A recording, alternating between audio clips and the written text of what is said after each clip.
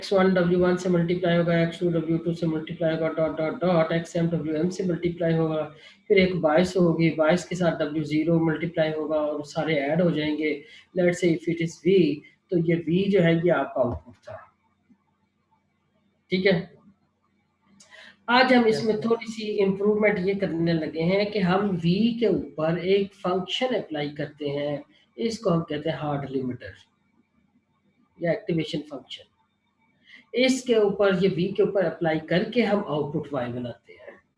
एक तो ये आज का डिफरेंस है कि जो आउटपुट हम कल ले रहे थे, आज हम उस आउटपुट के ऊपर एक और फंक्शन अप्लाई करके आउटपुट ले रहे हैं। ये एक मोस्टली ये एक नॉन लीनियर फंक्शन होता है। ओके, दूसरी चीज ये कि अब अगर आपने कल देखा होगा कि अच्छा खैर आपने कल जो है आउटपुट कैलकुलेट नहीं की थी, आप डायरेक्ट W था, W को अपडेट करते चले जा रहे थे हर इनपुट एक्स वेक्टर के लिए। ठीक है, आज हम ये चेक करते हैं कि आया जो हम आउटपुट मिलती है क्या वो वही आउटपुट है जो हमारी डिजायर्ड थी कि नहीं थी। ठीक है, आज हम आउटपुट कैलकुलेट भी करेंगे साथ में, और हम चेक करेंगे क्या ये हमारी डिजायर्ड आउटपुट जैसी है। अगर उसी जैसी है तो फिर हम W को अपडेट क्यों करें, राइट। तो अगर हमारी आउटपुट डिजायर्ड आउटपुट जैसी है तो हमें W अपडेट करने की बिल्कुल भी कोई जरूरत नहीं होनी चाहिए। और अगर डिजायर्ड आउटपुट जो है वो कैलकुलेटेड आउटपुट जैसी नहीं है तो फिर हमें W को अपडेट करना चाहिए। अब आज के दिन मैंने थोड़ी सी दो लफ्ज बोले हैं, एक डिजायर्ड आउटपुट ये वही है जो कल हम यूज कर रहे थे, एक है एक्चुअल आउटपुट, ठीक है, जो कि हम कैलकुलेट करते हैं। देखो आपने डब्ल्यूज निकाल लिए ना, डब्ल्यूज निकालने के बाद आपने एक आउटपुट निकाली, वो यानी एक वी निकाल लिया, वी के ऊपर आपने हार्ड लिमिटर या एक्टिवेशन फंक्शन लगाया, फिर आपने कहा ये आउटपुट है। अब अगर ये तो वही आउटपुट है जो हमारे ट्रुथ टेबल में लिखी हुई थी तो हमें डब्ल्यू अपडेट करने की बिल्कुल जरूरत कोई नहीं है। और अगर ये कंप्यूटेड आउटपुट या एक्चुअल आउटपुट जो है वो डिजायर्ड आउटपुट से डिफरेंट है, फिर हमें डब्ल्यू अपडेट करने चाहिए। Got it guys? Yes sir. तो अब आपको समझ में ये आ जाना चाहिए, इसको हम कहते हैं परसेप्ट्रॉन मॉडल ऑफ न्यूरॉन। ठीक है, रोजनब्लॉट तो बंदे का नाम है, वैसे इसको वो यूजली परसेप्ट्रॉन कहते हैं, परसेप्ट्रॉन मॉडल। ये जितने भी ह्यूमन न्यूरल सिस्टम के अंदर होता है ना, उसमें भी यही होता है, न्यूरॉन्स होते हैं, मुख्तलिफ न्यूरॉन्स जो हैं वो इंफॉर्मेशन कलेक्ट करते हैं, इंफॉर्मेशन गैदर करके उसके ऊपर कुछ कंप्यूटेशन करते हैं, फिर वो अपना डिसाइड करते हैं अच्छा यार ये चीज़ है या नहीं है। ठीक है ना, कोई रेस्पो यानी कोई स्टिमुली है या नहीं है। अगर स्टिमुली है तो फिर इसके मुताबिक फिर आगे एक्चुएटर्स को ऑर्डर जाता है कि जी आप यूं करें, हाथ हो गए, पाँव हो गए, आंखें होंगी, all these guys are the actuators. तो guys again I am speaking, पहली बात तो ये कि आज हम कल की निस्बत, एक तो आउटपुट कल हमने कैलकुलेट नहीं की थी, आज हम आउटपुट भी कैलकुलेट करेंगे। और कैलकुलेट किस तरह करेंगे, ये कल वाला काम तो है ही है, उसके ऊपर इजाफी एक फंक्शन अप्लाई करके फिर आउटपुट कैलकुलेट। कल के दिन ये जो v है ना, कल के दिन ये v आउटपुट था, आज के दिन v के ऊपर एक फंक्शन लगाकर हम आउटपुट कैलकुलेट कर रहे हैं। Okay guys, yes sir. ये एक डिफरेंस हो गया। दूसरा डिफरेंस ये हो गया कि अगर तो हमारा आउटपुट ये एक्चुअल आउटपुट डिजायर्ड आउटपुट जो कि ट्रुथ टेबल के अंदर है होता है, अगर तो उसके बराबर है, उसी जैसा है, फिर तो हमें डब्ल्यूज अपडेट करने की कोई जरूरत नहीं। और अगर उससे डिफरेंट आता है फिर हमें पक्की बात है कि डब्ल्यू अपडेट करने चाहिए। ये चीजें समझ आ गई, ये है आज के लर्निंग जो आपने करनी है चीजों की। अच्छा, अब पहले तो ये देखें, कल की तरह, बिल्कुल कल की तरह W1 X1 W2 X2 WM XM सारे मल्टीप्लाई के ऐड होके प्लस B हो रहा है और ये V बन रहा है। ये वही चीज है जो आपने कल की थी। एग्री? Yes sir. अब जब ये v आ गया तो v के ऊपर हमने फाई एक फंक्शन अप्लाई किया और आउटपुट ले ली y, तो हमने कहा y is equal to phi of v। तो आज के दिन, कल के दिन हम इक्वेशन 1 यूज कर रहे थे, आज के दिन हम 1 और 2 दोनों को यूज करेंगे। Okay guys, okay. तो अब ये जो एक्स आई है इनपुट्स हैं, इन इनपुट्स को ये जो आ रही हैं इनको हम एक्सटर्नल स्टिमुली भी कहते हैं, और ये डब्ल्यूज जो हैं इनको साइनॉप्टिक वेट्स कहते हैं। ये एक्सटर्नल स्टिमुली, साइनॉप्टिक वेट्स, ये बायोलॉजी की टर्म्स हैं, बायोलॉजी की कहनी चाहिए, मेडिकल की, जो मतलब न्यूरोलॉजी की टर्म्स है, राइट गाइस। तो आप इनको बस जहन में रखें क्योंकि किताबों के अंदर ये इस तरह की टर्म्स नजर आएंगी आपको। अदरवाइज हमारे लिए क्या है, X I is the input, W I are the weights. Okay, फर्ज करो हमारे पास दो क्लासें हैं, हम वो कल वाली बात थोड़ा सा दोबारा देखने लगे हैं कि हमारे पास क्या होगा अगर हम वो ये जो चीज़ याद है कल हमने निकाली थी, अगर दैट इज इक्वल टू 0 हो तो हमारे पास ये लाइन मिल जाती है, decision boundary, discriminant line, discriminant. अगर हायर डायमेंशन हो तो ये प्लेन होगा। अब इससे ऊपर वाली साइड पे एक क्लास होगी, इससे नीचे वाली साइड पे दूसरी क्लास होगी। Got it guys? Yes sir. अच्छा, अब मैं ये जस्ट रीड्रॉ करने को मैं कहता हूं कि ये मेरे पास b जो है इसको मैं कहता हूं दिस इज इनपुट x0 या x0, और x0 इज ऑलवेज 1। जिस तरह कल मैंने कहा था ना b इज ऑलवेज 1, मतलब मैं थोड़ा सा कंसाइज नोटेशन बनाने के चक्कर में पड़ गया हूँ, तो ये जरूरी चीज नहीं है, लेकिन समझो ताकि किताबों में भी लिखा हुआ तुम्हें पता चल जाए। मैं बी की जगह पे, यहाँ चूंकि ये सारे एक्स की शक्ल में लिखे हुए हैं ना, तो मैं चाहता हूँ कि ये जरा एक किस्म की नोटेशन हो जाए, तो मैं इसको भी इसको एक्स नॉट लिख देता हूँ, कोई हर्ज नहीं। बी की जगह पे मैंने इसे कह दिया एक्स नॉट, और जिस तरह कल मैं कह रहा था बी इज ऑलवेज 1, तो मैं ये कह सकता हूँ कि एक्स नॉट इज ऑलवेज 1। और याद है मैंने कल यहाँ इसका वेट क्या लिखाया था, डब्ल्यू नॉट, याद है? Yes sir. ठीक है ना? तो आज भी हम इसको अगर डब्ल्यू नॉट कह दें तो अब ये इस तरह की फोटो बन जाएगी कि X not is equal to +1, always +1, और ये डब्ल्यू नॉट से मल्टीप्लाई, W1 x1 से, W2 x2 से, dot dot dot, WM xn से मल्टीप्लाई। यहाँ सारे सम हो गए, उसके ऊपर एक्टिवेशन फंक्शन लगाया और आउटपुट 5 मिल गई। ठीक है गाइस? अब अगर मैं इसको एक्स नॉट कह रहा हूं, जैसा कि ये नीचे इक्वेशन में मैंने लिखा कह दिया ये फोटो, तो इस इक्वेशन को मैं किस तरह लिख सकता हूं? इस इक्वेशन को तो बताएगा मुझे? बिल्कुल ठीक है, और उसका वेट डब्ल्यू नॉट भी तो आ जाएगा, मल्टीप्लाई हो रहा है जो, ठीक हो गया। तो इसका मतलब ये हो गया, ये बन जाएगा i is equal to 0 to m, डब्ल्यू i x I is equal to 0। क्या ख्याल है? तो सर बी फिर कहाँ जाएगा? यार बी को ही तो एक्स नॉट कह दिया हमने, बी को हमने एक्स नॉट कहा है। यस सर, तो फिर बनेगी नहीं ठीक है, W i x plus x not. यार चलो तुम,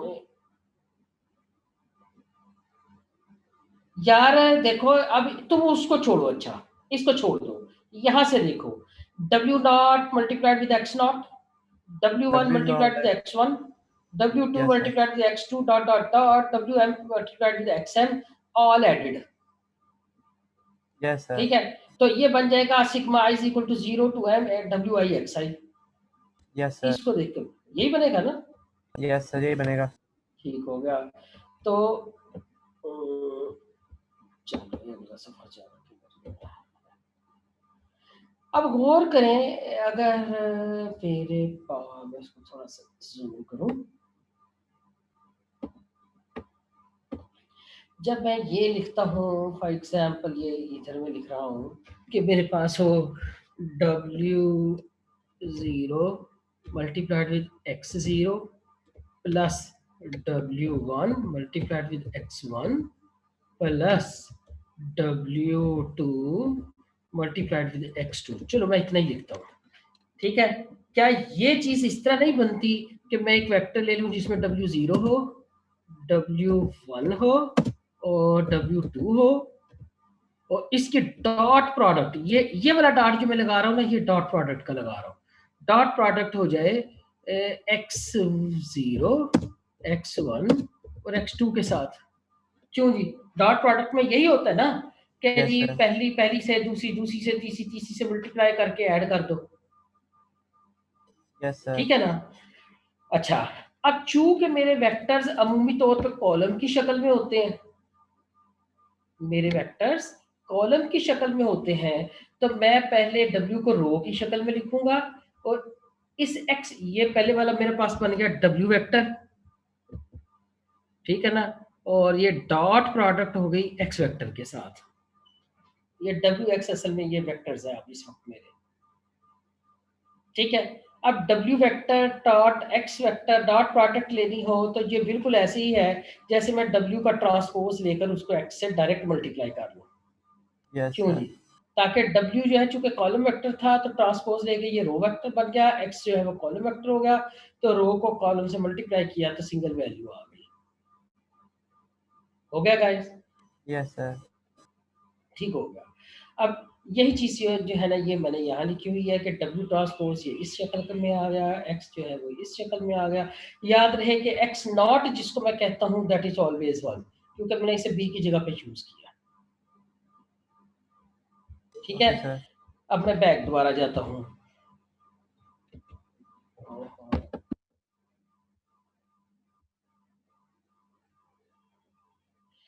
अच्छा, जिस तरह ये डिसीजन बाउंड्री या ये डिस्क्रिमिनेंट फंक्शन निकालने के लिए मैं इक्वल टू 0 करता हूँ, याद है कल भी किया था, आज भी कल मैंने ये चीज यहाँ शो की है, तो इसका मतलब ये हुआ कि आज भी मैं अगर यही चीज देखूं तो ये W ट्रांसपोज X जो है, जो कि ये वो बड़ा सिग्मा सा बन रहा है, sigma of W0 X0 plus W1 X1 W2 X2 सारों का समेशन, वो चीज पूरी की पूरी बड़ी सारी वो समेशन वाली सिंबल वाली जो इक्वेशन है वो मैंने इतनी ही कॉम्पैक्ट फॉर्म में लिख दी है।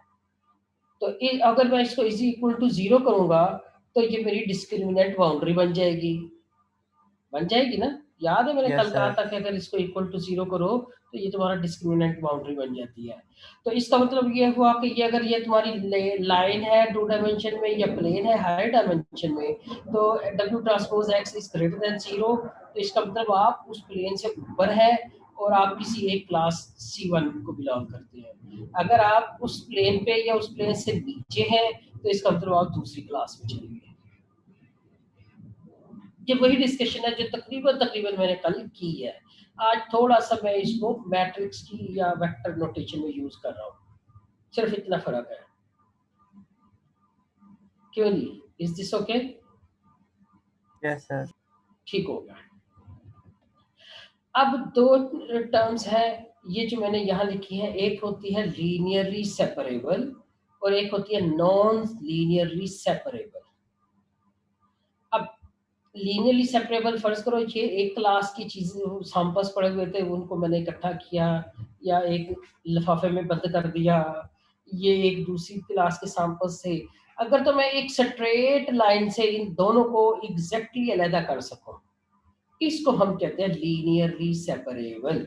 यानी एक लाइन, लाइन बेसिकली प्लेन जो है ना वो भी लाइन का ही वर्जन है लेकिन हायर डायमेंशन में है, ठीक है गाइस। सो लाइन या प्लेन के साथ सेपरेट कर सकूं दोनों क्लासों को, this is called linearly separable.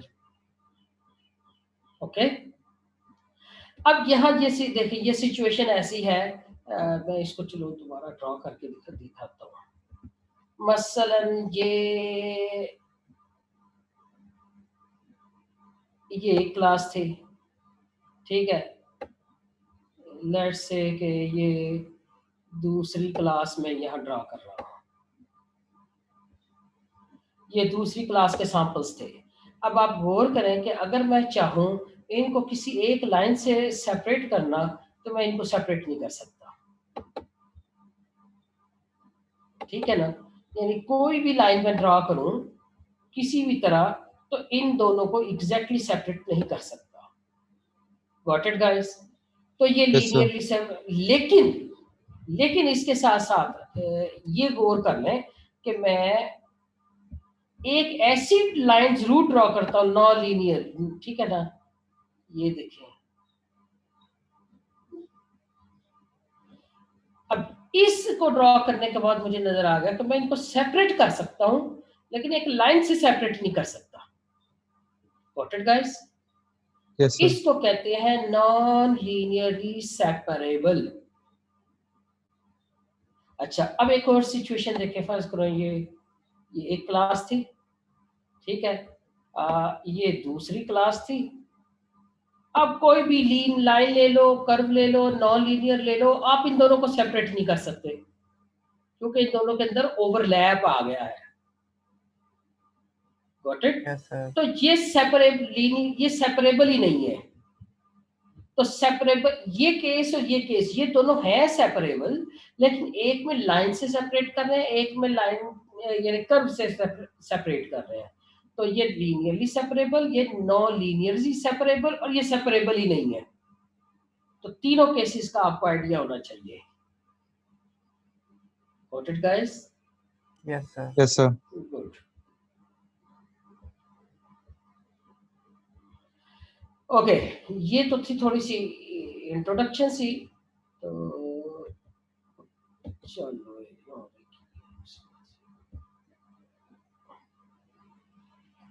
अच्छा, आज हमने जो कल देखा आज देखा उसके हिसाब से क्या है कि हमारा एक्स वेक्टर क्या होगा? अब हमारा एक्स वेक्टर होगा 1, वो बी की जगह पे, याद है? फिर x1 x2 से लेकर Yes, xn sir. तक, ठीक है। और हमारा w वेक्टर होगा जिसमें b w1 w2 wm तक होगा, और हम b को 22 कहते हैं। y हमारा है एक्चुअल रेस्पॉन्स, और d हमारा है डिजायर्ड रेस्पॉन्स। y क्या हो गया हमारा? Actual response. d क्या हो गया हमारा? Desired response. डिजायर्ड मीन जो होना चाहिए, जो ट्रूथ टेबल में दिया हुआ है।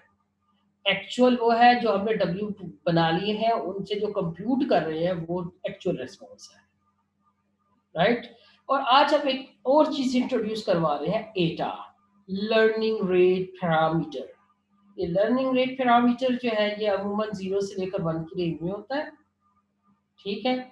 और हम इसको अमूमी तौर पे इसको स्मॉल वैल्यू लेते हैं। क्यों लेते हैं ये हम थोड़ा सा बाद में डिस्कस कर लेंगे।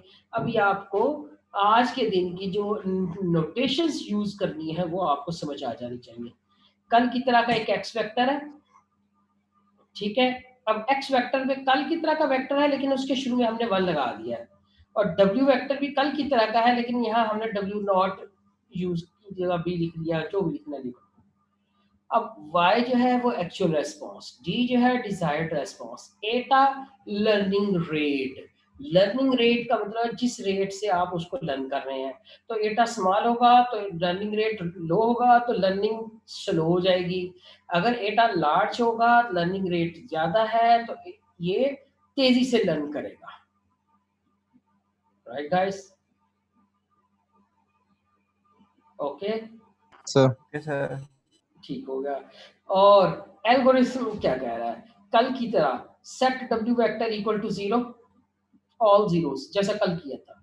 एटा को सेट कर लो कोई भी वैल्यू 0 से लेकर 1 तक, ठीक है। 0 नहीं होगा, 0 से लार्जर होगा। 0 हुआ तो फिर तो बट्टा बैठ गया ना कि जी आप लर्निंग करना ही नहीं चाह रहे, लर्निंग रेट है ना। तो इस 0 का मतलब ये हुआ कि आप लर्निंग करना ही नहीं चाह रहे, और फिर लर्निंग होगी भी नहीं। Yes, तो sir. इसको 0 से बड़ा होगा, लेकिन मैक्सिमम अप टू 1 होगा। और अमूमी प्रैक्टिस ये है कि इसको स्मॉल रखा जाता है, 0.2 0.25 0.3 इस तरह करके। ओके, अब हम क्या करेंगे? फॉर ऑल इनपुट वेक्टर्स, ये कल की तरह n जो है वो नंबर ऑफ इनपुट वेक्टर्स है। अब बारी बारी हर इनपुट वेक्टर आप लोगे, क्या करोगे? आप उसका y निकालोगे, आप उसकी आउटपुट निकालोगे। कल हम ये नहीं कर रहे थे, ठीक है ना। आज हम उसकी आउटपुट निकालेंगे।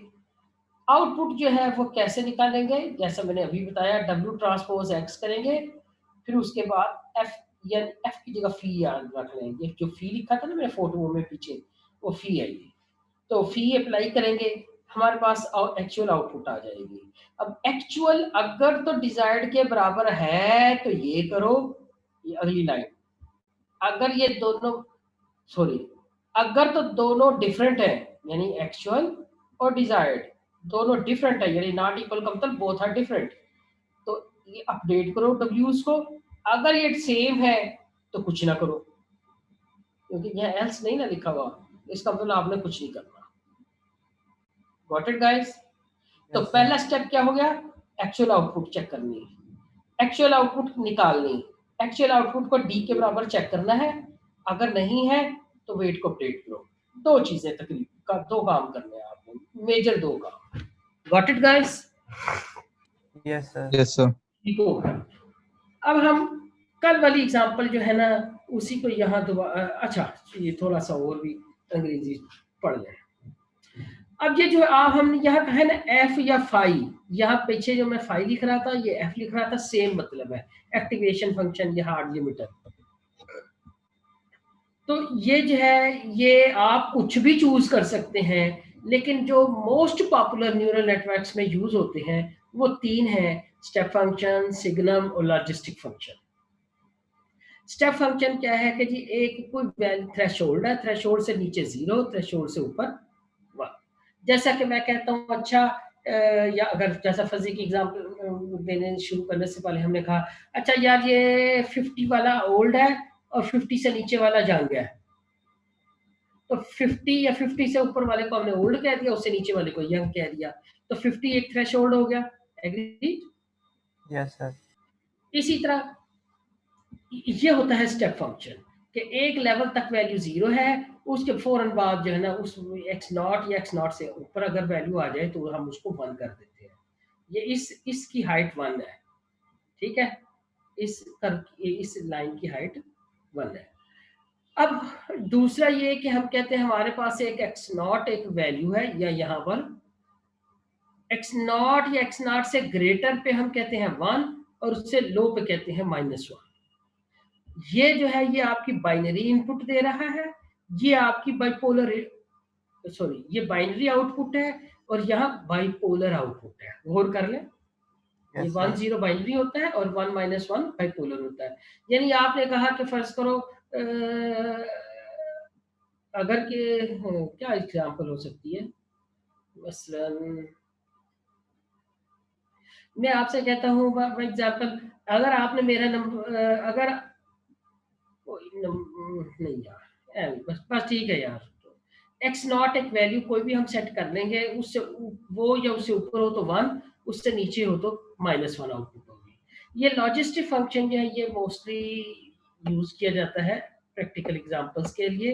हम अपनी एग्जांपल जो भी अब लर्न करेंगे उनके अंदर हम इसको यूज कर सकते हैं, जो सिंथेटिक एग्जांपल्स हैं, टॉय एग्जांपल्स हैं, लेकिन मोस्टली इसको यूज किया जाता है लॉजिस्टिक फंक्शन। तो ये क्या होता है, ये 0 होता है, ये 0 के बाद ये इंक्रीज करता चला जाता है और इसकी मैक्सिमम हाइट L होती है। अमूमी तौर पे आप L को 1 सेट करते हैं कि जी 0 से लेकर L की रेंज में आउटपुट वैल्यू आए, यानी 0 से लेकर मोस्टली L इज 1, तो 0 से लेकर 1 के दरमियान। यहाँ आपके पास वैल्यू 0 आती है या 1 आती है, दैट्स इट। यहाँ आपके पास वैल्यू आती है 1 आती है, -1 आती है। यहाँ आपके पास 0 से लेकर 1 के दरमियान में कोई भी वैल्यू आ सकती है। Okay guys? Okay, sir. अच्छा, अगर तो बी नेगेटिव हो तो ये राइजिंग होगा, और अगर बी पॉजिटिव हो तो ये डिकेइंग होगा, डाउन हो रहा है। ठीक है, एक्स नॉट जो है ना ये इस के डिक्रीज करने से 1 से 0 के दरमियान का सेंटर जो आता है ना, यानी 0.25, मोस्टली ये 0.25 होता है जो एक्स नॉट पे आता है। ठीक है, यहाँ भी जो हाइट है कर्व की 0.25 जहाँ हाइट आती है उसको हम कहते हैं एक्स नॉट। अगर L1 है तो 0.5 के ऊपर x नॉट आएगा। फर्ज करो L जो है वो 10 है तो फिर x नॉट जो है उसकी हाइट 5 होगी, वगैरह वगैरह। ठीक है, यहाँ देख लें जी, L जो है हम उसको कहते हैं मैक्सिमम वैल्यू, x नॉट जो है mid point of the height है और b is the growth rate है, यानी ये कितना स्टीप इंक्रीज करेगा, या यहाँ कितना स्टीप डिक्रीज करेगा, उसको हम कहते हैं ग्रोथ रेट। ये सारी चीजें जो है ना, इसके parameters L A B X not, ये चारों के चारों पैरामीटर्स जो हैं ये आप डिसाइड करते हैं। Okay guys? Yes sir. Okay, तो हमारे पास ये है कि जैसा कि हमने आज भी देखा, कल भी देखा, कि अगर हमारे पास डिजायर्ड जो है, डिजायर्ड 1 हो, इसका मतलब होता है कि एक्स वेक्टर किसी एक क्लास को बिलोंग करता है, और अगर वो नेगेटिव हो तो हम कहते हैं वो क्लास 2 से बिलोंग करता है। और एक चीज ये यही गौर कर लें कि डी क्या है, डिजायर्ड आउटपुट, वाई क्या है, एक्चुअल आउटपुट। तो दोनों का डिफरेंस जो होता है हम उसको कहते हैं एरर। ठीक है ना, ये एरर हो गई ना, दोनों में जो डिफरेंस आ रहा है। Yes sir. और याद रहे कि स्मॉल एटा जो है वो, उससे लर्निंग तो स्लो होगी। लर्निंग स्लो का मतलब ये है कि वो ढेर सारी इटरेशंस के बाद सही आंसर देगा, लेकिन इसमें यह है कि वेट्स स्टेबल आएंगे। और अगर आप एटा लार्ज रख देंगे तो वेट्स मे बी अनस्टेबल, जरूरी नहीं, मे बी का लफ्ज है, मे बी अनस्टेबल, लेकिन ये है कि कन्वर्जेंस फास्ट होगी। कन्वर्जेंस का मतलब ये है कि your answer will be ready in few iterations. Okay guys. Sir weight unstable होने से क्या होता है? जी, अगर वेट अनस्टेबल हो जाए तो उससे क्या होता है, मतलब उसका क्या वेट क्या अनस्टेबल हो डिसएडवांटेज? जाए तो किसी में वो आउटपुट सही नहीं आएगी। सर।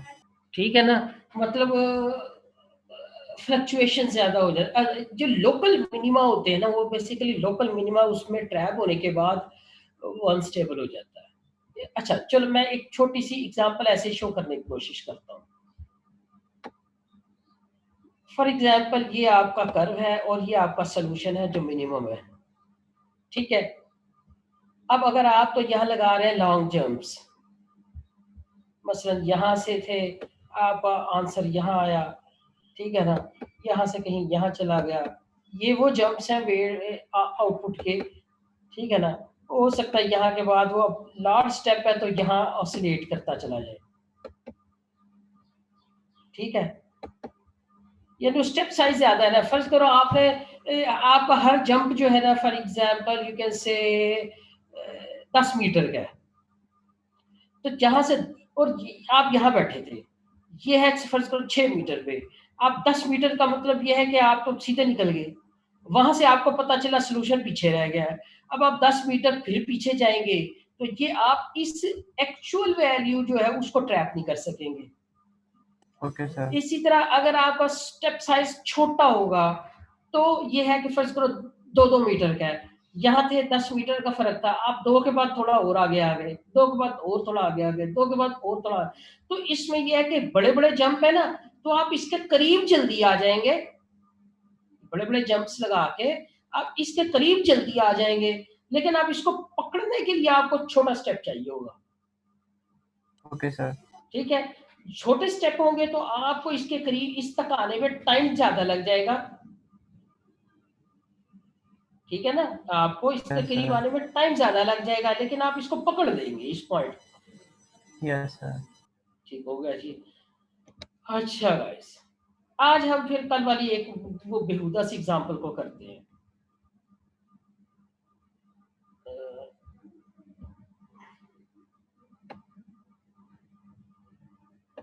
तो गाइस, ये हमने कहा implementation of and gate using perceptron. Okay, yesterday हमने किया था हैबरूल, आज हम परसेप्ट्रॉन मॉडल को यूज कर रहे हैं। तो एंड गेट का ये आपके पास ट्रुथ टेबल आ गया? Yes sir. Any problem? No sir. No. अब चेंज 0 to -1 ताकि ये बाइपोलर हो जाए, ये भी हमने कल किया था, ये कर लोगे? Yes sir. b is always 1। Yes sir. ठीक हो गया। अब आज हम एक्टिवेशन फंक्शन इंट्रोड्यूस करवा रहे हैं कि अगर तो वैल्यू v सम वैल्यू जो है अगर तो पॉजिटिव है तो f of v is 1, अगर ये 0 है तो 0, अगर नेगेटिव है तो -1। ये अब इसको समझाने के लिए मैं जरा थोड़ा बैक पे जाता हूँ, इसका मतलब क्या बन रहा है। हाँ, इसका मतलब ये है कि अगर तो यहाँ मेरे पास पॉजिटिव वैल्यू आ गई, यहाँ पे सारे ऐड कर करके यहाँ पे अगर मेरे पास पॉजिटिव वैल्यू आ गई तो इसका मतलब मैं कहूंगा कि जी ये 1 है। अगर यहाँ 0 आ गया तो मैं कहूंगा आउटपुट 0 है, और अगर नेगेटिव आ गया तो मैं कहूंगा कि -1 है। You understand this? Yes sir. यानी वही कल वाला काम जो करूंगा मैं, ठीक है ना, जो कल किया था उस, यानी दोनों को x1 w1 x2 w2 या दोनों की डॉट प्रोडक्ट कह लो, वो भी एक ही मतलब है। तो जब वो मैं कर लूंगा तो अगर तो मेरे पास टोटल डॉट प्रोडक्ट करके या समेशन ये इस तरह का समेशन लेके मेरे पास अगर तो पॉजिटिव वैल्यू आ गई, भाਵੇਂ 0.0001 पॉजिटिव में हो या 1 करोड़ पॉजिटिव में हो, ठीक है, तो मैं कहूंगा y is +1। अगर ये 0 है तो मैं कहूंगा y 0 है। अगर मैं कहूंगा ये नेगेटिव है, चाहे -इन्फिनिटी ही हो रहा हो, तो मैं कहूंगा ये -1 है। Got it guys? Yes sir. ये फंक्शन मैंने अप्लाई करना है। सिंपल है ना, कल वाला काम तो समझ आ गया था ना गाइस? Yes sir. और आज वाले काम में सिर्फ ये चीज लगा के तो वेट अपडेट करने हैं, और कुछ भी नहीं। वेट अपडेट का फार्मूला जो मैंने पता नहीं दिखा भी दिया है, एल्गोरिथम में मैंने दिखाया था, वो हम अभी यूज करते हैं ना, तो फिर आपको अंदाजा है। अब वेट अपडेट का फार्मूला क्या है? एटा डी एक्स। एटा डी एक्स, एटा तो लर्निंग रेट आ गया, डी इज द डिजायर्ड और एक्स इज, अगर आपको याद हो कल हमने एक्स को किस से मल्टीप्लाई किया था, एक्स वेक्टर को याद है? डी से। डी से किया था। वही चीज एक्स को डी से मल्टीप्लाई कर रहे हैं, ये जरा मैंने आज डी पहले लिख लिया है, ठीक है ना? वही इक्वेशन है, एक्स को डी से मल्टीप्लाई किया, लेकिन साथ में मैंने एक लर्निंग रेट डाल दिया है कि जिससे मैं लर्निंग को कंट्रोल कर सकूं, कि हमने स्लो जाना है लेकिन बेहतर तरीके से जाना है, या फास्ट जाना है, एंड वी कैन मिस। जरूरी नहीं कि मिस हो जाए, लेकिन मिस हो भी सकता है। Got it? Yes sir. Good. तो गाइस अब मुझे आप लोग हेल्प करेंगे, और मैं इंशाल्लाह आप लोगों के साथ साथ ये आ गया। आप मुझे पहले बताएं कि अच्छा, सबसे पहला काम तो हो गया ना कि W सारे 0 हो गए और एटा मैंने रख दिया 1। ये मैंने सिंपल इसलिए किया 1 कि ताकि मेरी कैलकुलेशन जरा कॉम्प्लिकेटेड ना हो जाए, मैं हाथ से कर लूँ, ठीक है? वैसे ये 1 नहीं रखना चाहिए आपको, 0.2 0.25 0.3 इस तरह रखना चाहिए, लेकिन सिर्फ सीखने के लिए और हाथ से इजी कैलकुलेशन के लिए मैंने एटा 1 रखा है। ओके, अब मेरे पास W जो है वो इनिशियलाइज हो गया, किधर गया W जो है मेरे पास आ गया 0 0 0, और मैंने कहा ईटा की जगह मैं टी लिख रहा हूँ, ईटा इज 1, क्योंकि मैं यहाँ सिंबल नहीं लिख सकता। ये दोनों चीजें मैंने शुरू में सेट कर दी। अब मुझे पहले बताओ पहला एक्स वेक्टर क्या आएगा मेरा? पहला एक्स वेक्टर बताओ। 1 1 1 और 1। बिल्कुल ठीक है, नहीं 3 दफा 1 डी 1 होगा ना, ये वही सर डी की बात। डिजायर्ड इज इक्वल टू 1 आ गया, बिल्कुल ठीक। अगला एक्स वेक्टर क्या आएगा मेरा? 1 -1 1, ठीक हो गया। और डी मेरे पास आ गया -1। अगला एक्स वेक्टर क्या आएगा? -1 1 1 -1 1 1, और मेरे डी पास डी क्या आ -1 गया? Is equal to -1। अगला मेरे पास एक्स वेक्टर क्या आ गया? -1